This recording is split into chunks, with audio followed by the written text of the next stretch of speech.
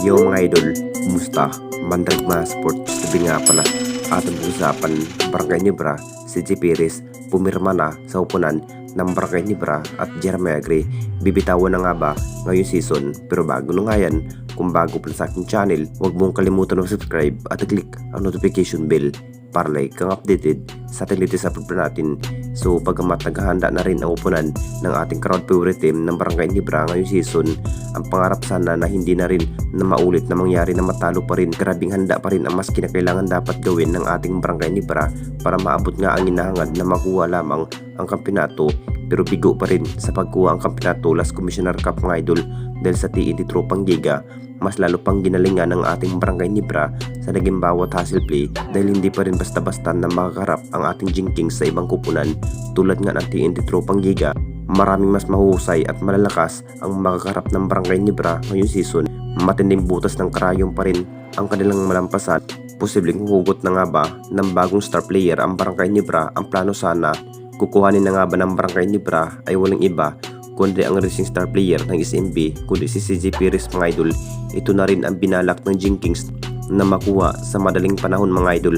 Pinag-isipan muna ng SMC na palakasin muna ang kupunan ng Barangay Nibra ngayong season at lalo na nagbabalik na rin ang high flying forward na si Jimmy Malonzo. 100% ang kanyang healthy mga idol. Magugulat na nga ba ang lahat kung makapagdesisyon na mapupunta ang isang CJ Perez sa poder ng Barangay Nibra?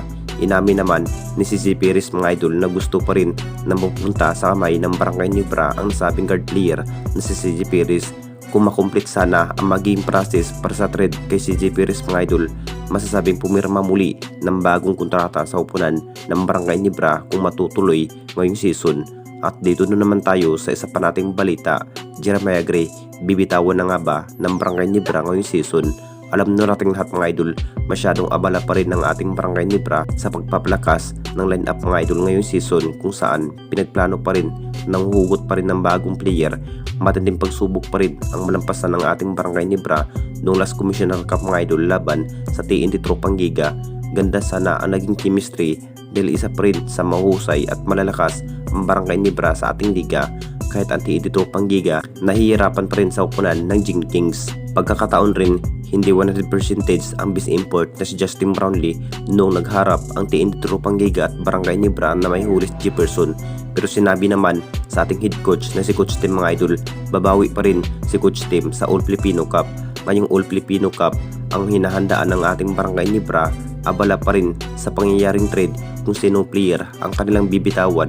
Ang plano pa rin na bibitawan na nga ba ito ang nasabing player na si Jeremiah Gray.